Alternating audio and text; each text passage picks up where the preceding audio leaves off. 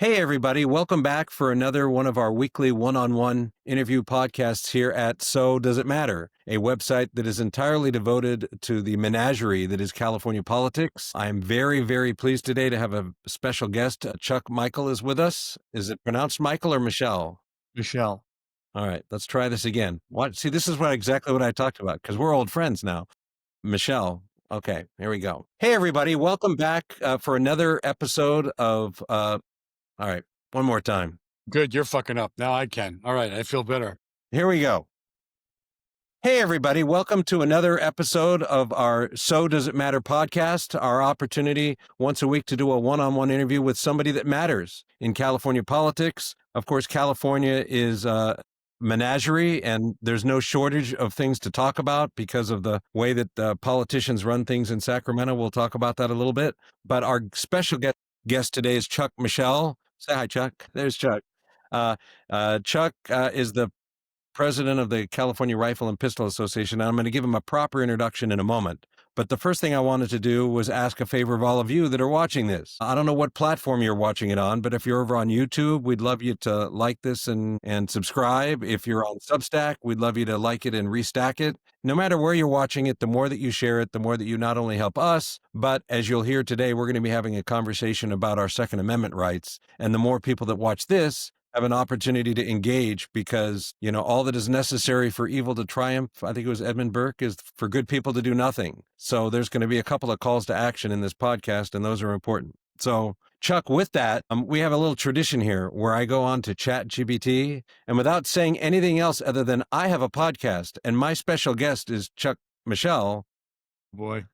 Please tell us. Well, the dirty truth is that it's figured out because it has a memory that I'm a conservative. So it actually ends up being pretty good. But here's the introduction for everybody. I'm going to put on my special introduction voice. Today, I'm joined by someone who has been on the front lines of defending the Second Amendment for decades. Chuck Michel is the volunteer president and general counsel of the California Rifle and Pistol Association, the state's leading voice for law-abiding gun owners, and one of the most effective Second Amendment advocacy organizations in the country. Chuck is widely recognized as one of the nation's top Second Amendment attorneys. He has spent years taking on politicians in both Sacramento and Washington who try to chip away at constitutional freedoms. Through major court battles, public education, and grassroots mobilization, he has helped shape the legal landscape for gun rights, not just here in California, but nationwide. If you care about individual liberty, you've benefited from his work, whether you realize it or not. So that's the really cool ChatGPT introduction.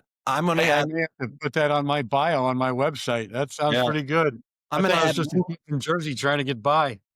I'm going to add one more thing because I think Chuck's a humble guy. Chuck couldn't do all of the things that we just talked about Chuck doing without all of the people behind him, whether at his own firm or at CRPA or the other allies that he has nurtured and fostered over the years. Absolutely true.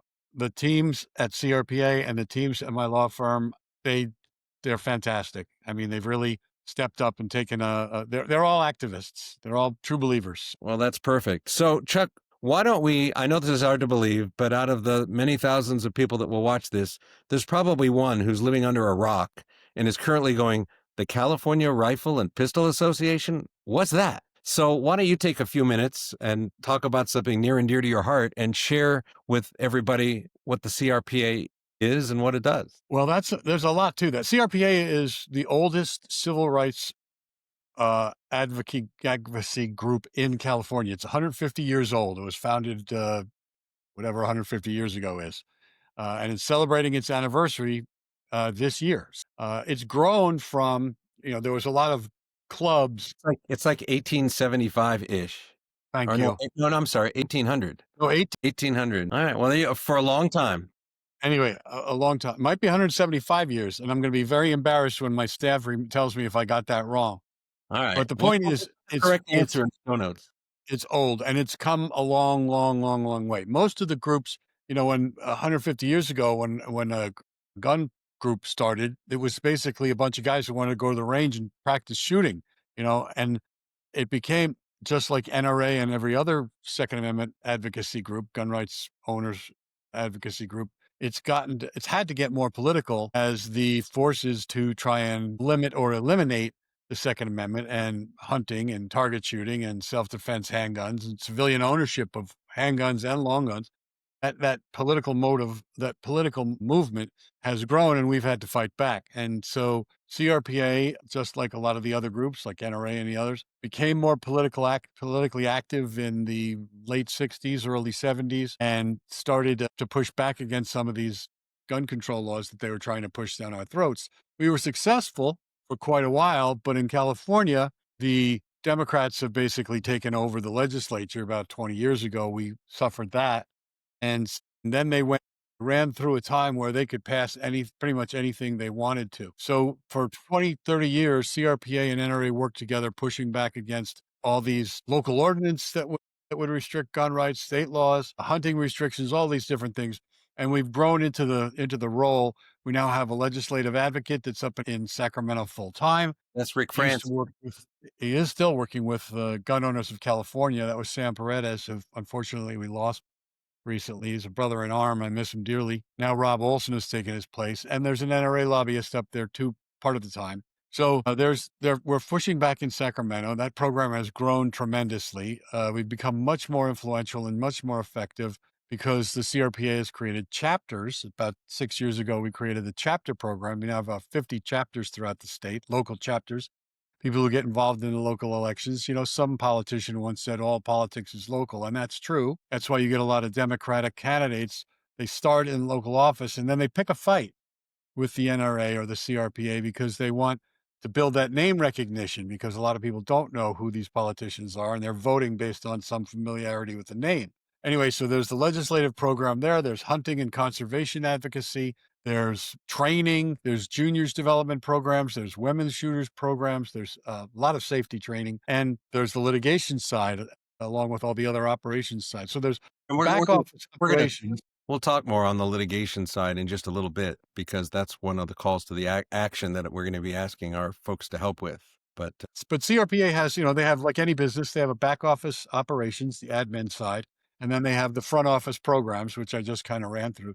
In fact, CRPA is now in the process of moving into a new building, moving their operations into another building where they have a bigger training center and more room to bring on more staff. About 6 years ago, we had 3 staffers. Now we have almost 20. So it's gotten to be a fairly significant and so you influential and guys, sizable organization. you guys still be in Orange County? Yes. Santa Ana instead of full, and All right. Well, I'm a Yorba Linda kid, so I'll have to come to the grand opening come by, yeah. You'll when have an that open house. all right. So, I guess a couple things. First and foremost, if I wanted to find out more about CRPA, where do I go? What do I do? How do CRPA.org, the website. Another thing we're beefing up with the advent of AI. There's all kinds of things procedures that have to be upgraded. But the website has a lot of very valuable information. And also subscribe on the website to get the email newsletters that tell you about what's going on in court, what's going on in Sacramento, what's going on with 100%. all the different programs that CRPA runs. I don't want to give away my secrets to my watchers, but a lot of times when I write on Second Amendment stuff, the first notice that I even had that there was an issue is from my CRPA update. And then I will tell you, because it's not always you, the follow up that I get from your team getting me whatever I need, legal documents, information so that I can spread the word. It's not just an email, it's a very responsive crew over there. So I really appreciate it. And then I'm going to make a pitch for all of you, especially if you've got more patience, because it's kind of long form journalism, is CRPA TV is on YouTube. And if you go over to YouTube and just type in CRPA, you want to subscribe there too, because it's not just you get a press release when they're doing something, that's great. But they really take the time. I think Chuck, you guys really appreciate that an informed group of supporters is a more active group of supporters because you really take it on. Absolutely. We need engagement. There's something like 8 million gun owners in the state of California. That's a voting block that would control the entire state if everybody engaged. You know what I mean? So Actually got we definitely involved. need to activate some of these folks who maybe just have a handgun in their, hopefully in a lockbox in their nightstand if Right. they have kids at home, and they think they take their Second Amendment rights for granted. The politicians who want to take away that right entirely, and Gavin Newsom has made no secret about that. He wants to murder the gun culture so that we are no longer any kind of a political force. Yes. We've spent a lot of time talking about Gavin Newsom at So Does It Matters. One of our favorite moments was when he went on the Joe Rogan show and happily took possession of a California compliant handgun. And I think he went on to boast that he shot a bow and an arrow when he was a kid. And I've never met anybody that reinvents themselves more than Gavin Newsom. But we could do an entire podcast, Chuck, you and I, on Gavin Newsom. But what I'd love to do is take some time. You guys are involved in a lot of areas, but what I wanted to highlight on this show is some of your aggressive legal work that you do, because I think that CRPA's role in is kind of like in the vanguard of fighting for our legal rights on the court side, which is important because you just said, the legislative side all is bad news. And so it's really the fact that there is a Second Amendment that exists, and contrary to some people's opinion, California is part of the United States, which means that Second Amendment actually confers right on all of us here, even in blue California. Maybe talk about how you guys look at litigation. How does that work? And we can talk about a couple of maybe key cases and I think the Supreme. Well, the litigation program has evolved a lot in the last several decades too. We didn't have the Heller decision out of the Supreme Court that affirmed that the Second Amendment was an individual or is an individual right. We didn't have Bruin.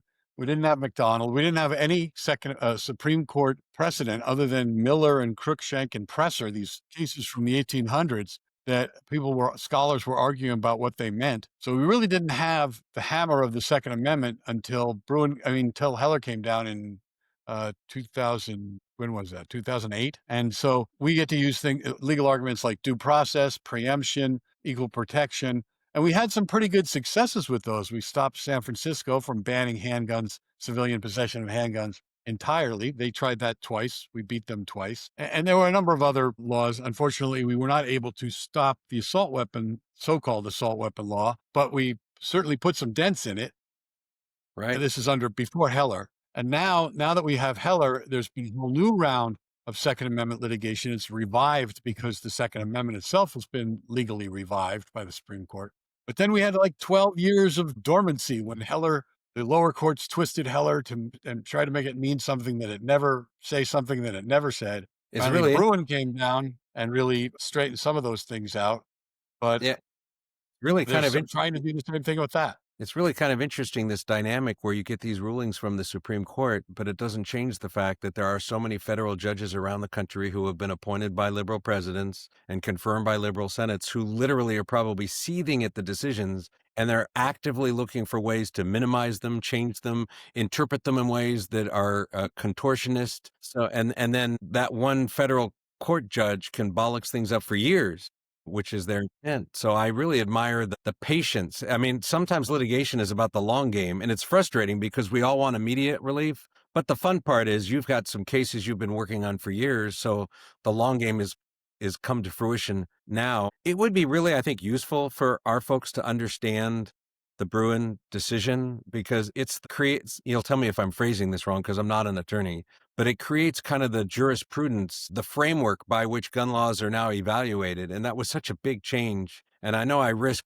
turning this into a 2-hour podcast asking an attorney to summarize a Supreme Court case, but I'll try not to go too deep into the weeds. Put this in the context of the approach to the Constitution as an originalist, and the approach to the Constitution as more like a progressive, where you want to have a living Constitution. Right. So the conservatives go with this originalism. The Democrats go with this living Constitution where you can change it at will. Right. You can make it mean whatever you want it to mean. It means whatever Supreme Court mean at any given time on the Supreme Court. Exactly.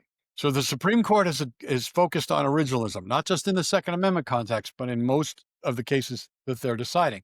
And so when the Bruin case came in front of them, which was a challenge to New York State's handgun, basically licensed carry law, and required that before you could get a license to carry a firearm in public, you had to have prove some kind of a special need. In other words, it was a citizen's duty, legal obligation to prove that they needed a gun in public before they could get a permit to have one. The Supreme Court said, no, it's a right, using Heller as a starter. It's a right. You can require a license, but you can't require some kind of special need. Self-defense is your special need. Self-defense is the justification for your permit.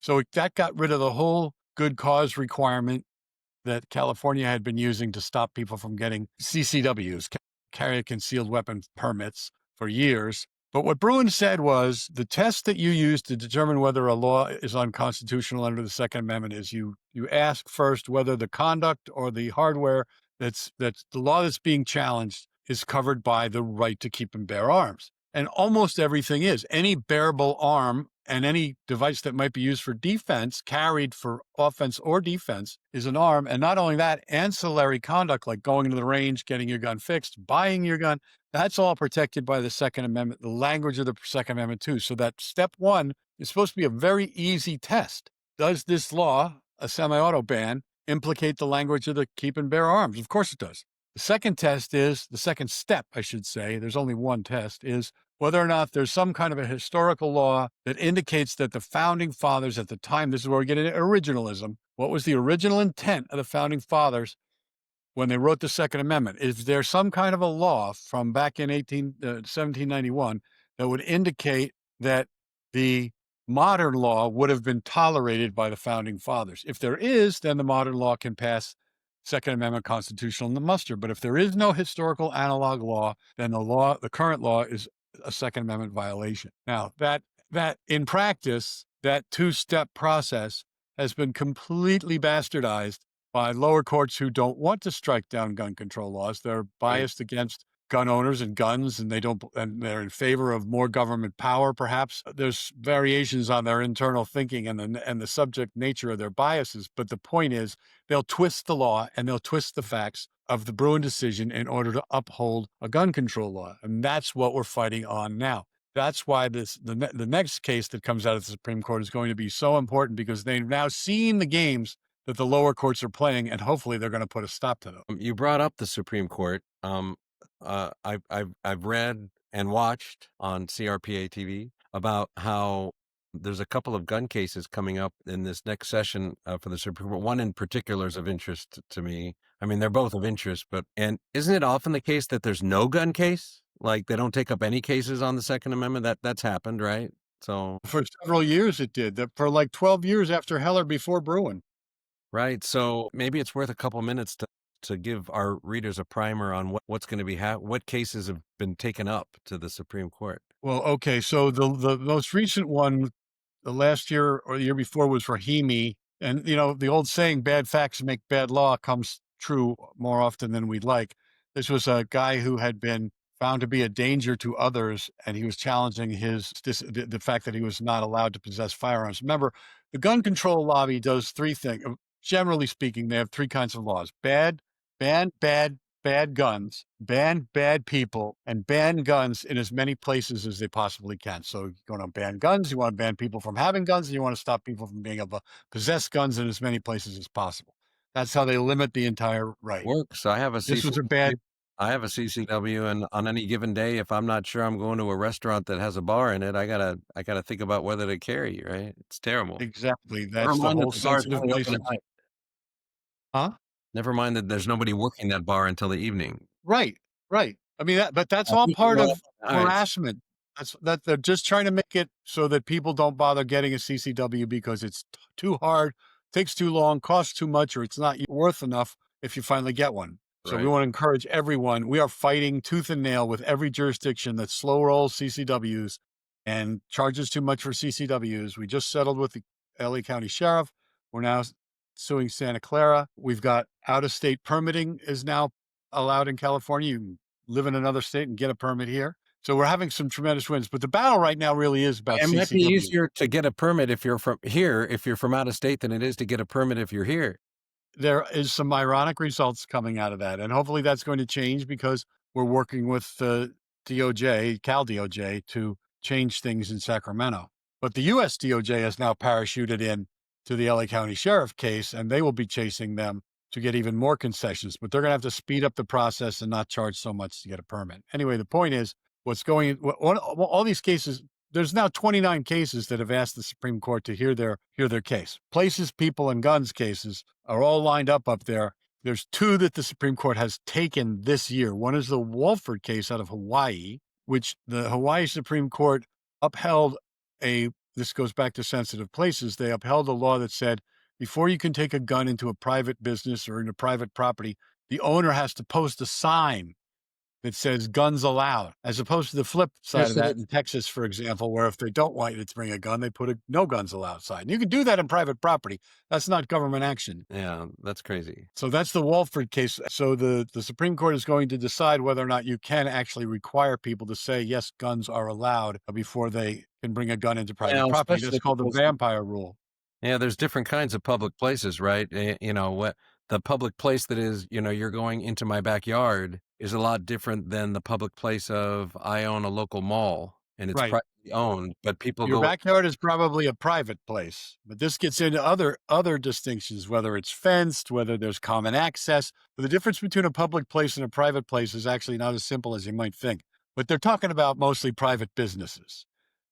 So you don't want to have to, no business, they know, and the anti gun lobby knows this. They know no one is going to post a sign that says guns allowed because right, every Karen, every, a gun ban activist is going to see that sign and start protesting. You know what I mean? That's not what right, they want to have. People don't, some guy selling at a shoe store doesn't want to get into a fight with somebody about whether or not they have a sign that posted that you can have guns or not. And he could be the biggest Second Amendment advocate on the planet. He just doesn't want to have that argument.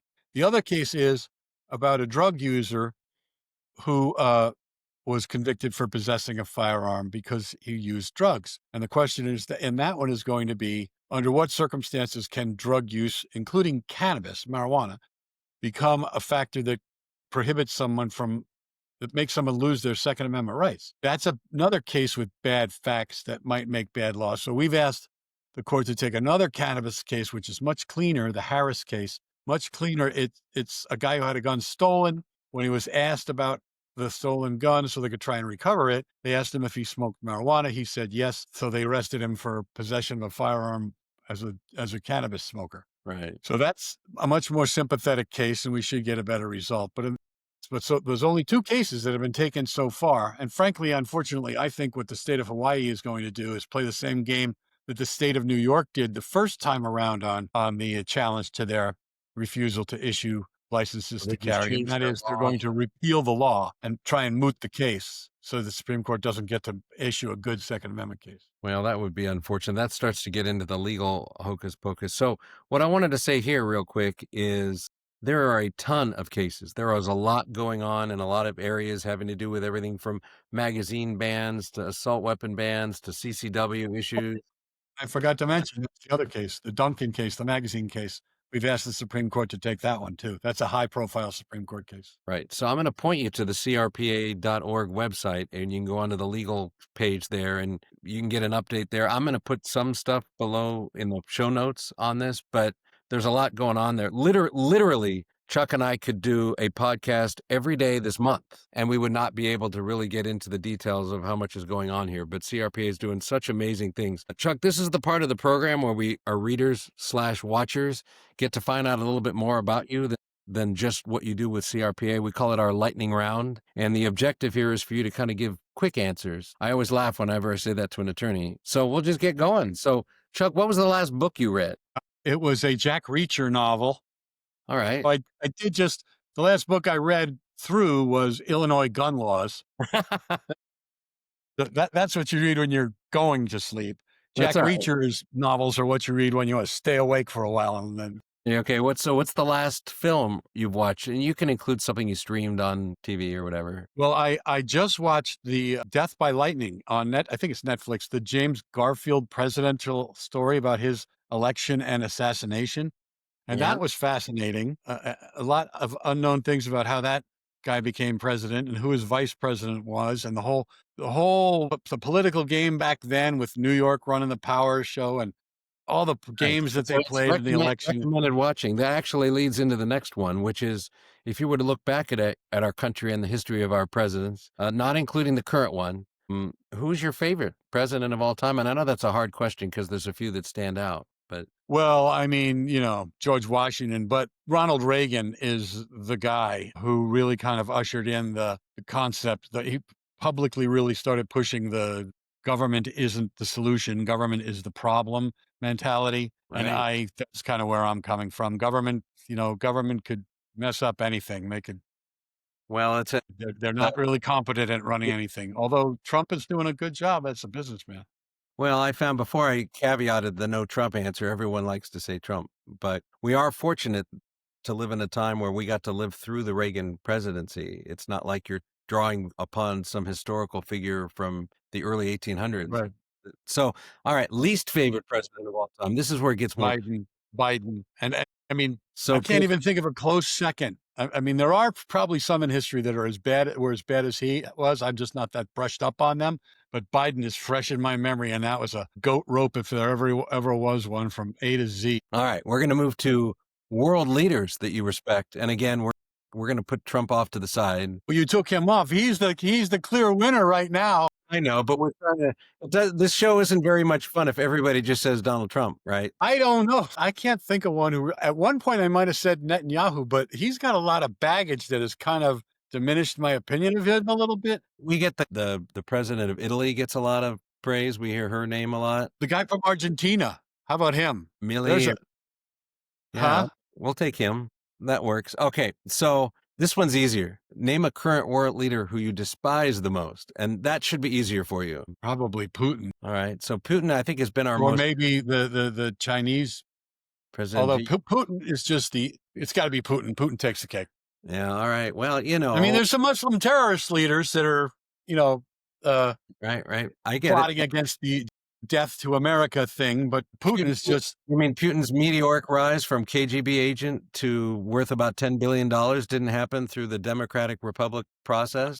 I'm sure he just was very frugal with his salary. Yeah, exactly. All right. So if you could help us to identify somebody in the California Second Amendment community that we should be keeping an eye on, an up and comer, somebody that you think is great, who would that be? And I'll caveat it by saying, I know it's a tough decision because there's so many. Well, it is, but I got to say that I don't want to like hog the glory for CRPA, but Rick Travis up in Sacramento is Yeah. really kicking ass in the legislature. He's taken an approach to getting along with some of the politicians up there. Not all Democrat. There's a Democratic machine, and there are leaders who force the more moderate Democrats to toe the line. But then there are moderate Democrats who will, once you educate them a little about the value of firearms ownership and some of those things, they will come around and maybe, if not vote against things, at least slow it down. Rick's on my short list when the legislature reconvenes next session to have him on and talk about what he does and what's happening up there. I gotta say, I know you're talking about somebody who's alive, but I gotta talk Sam Paredes again. That guy as the president of GOC for 30 years, he did more for Second Amendment rights. And I was talking to him on a Saturday, and the next day on a Sunday, he passed away. Yeah. And that was a huge, huge loss. You guys get bugged by me community. more because he was my go-to guy. I've known Sam forever. When I was the president of the California Republican Assembly, which is a conservative statewide Republican group, he was on my board, and I remember him coming up to me and introducing himself, and he was the first one to ever take me skeet shooting. So he said, if you don't go skeet shooting with me, you're a communist, I think was what he told me. And so we immediately went skeet shooting. Okay, and then last but not least, if you could wave a magic wand and change one aspect or thing in California policy, what would it be? And I know you've got a long list, but what would be the one that would California policy? Yeah, or politics, some aspect. You can't just say, I wish Republicans were in charge, but maybe it's, bring back the 2/3 for the budget or majority, or Well, I'm kind of focused on gun laws, and my thought is, as soon as people, non-gun owners or marginal gun owners, the guy who owns one gun, as soon as they see that people, like as in other 40 states, that people carry guns around and doesn't mean they're going to shoot you. As soon as those guns become normalized, and likewise with semi-autos, as soon as people see that those semi-autos have far more lawful uses than they are misused by criminals that can prevent crimes, then gun ownership gets normalized. So that's a policy. I would like to see gun ownership normalized so people aren't afraid of it, so they don't feel that they need to ban guns in order to be safe. Obviously, the opposite of that is true. The more gun laws you pass, the less safe you are, because criminals don't pay any attention and they're still armed. All right. So we need a little cultural transformation and for people to feel comfortable understanding that if you really want to be scared, you should be scared if the only people that have guns are the government or the criminals, right? And that you've taken yourself out. As we always say here, the foundation of America is individual liberty tied with individual responsibility. And so if you want to give up If you want to give up your freedom and you want to give up responsibility, then you can embrace left-wing policies. But if you jealously want to guard your own self-determination and agency, you have a responsibility. Chuck, I really appreciate you spending some time with us. Like I said, we could spend hours, but we try to keep this podcast digestible and a digestible length. So I'm going to say a few things. I'm a member of CRPA. I joined CRPA because I discovered the work they're doing in the legal front. And so I want to encourage you to go to crpa.org. There's a button right on the front page that says donate. These folks do not waste your money. I'll do a little PR for Chuck. His firm, which works with CRPA, discounts their prices. I've never met a more frugal outfit that's interested in taking the resources that are available and maxing them for the most legal gain. And so there are groups, and we could have a whole separate podcast about a phase that the NRA went through. But there are groups that I can't vouch for their prudence with your dollars. This is the place where your dollars go the furthest. It's $5 or $50 or $500. Chipping in really makes a difference because there's nothing inexpensive about litigation, nothing at all.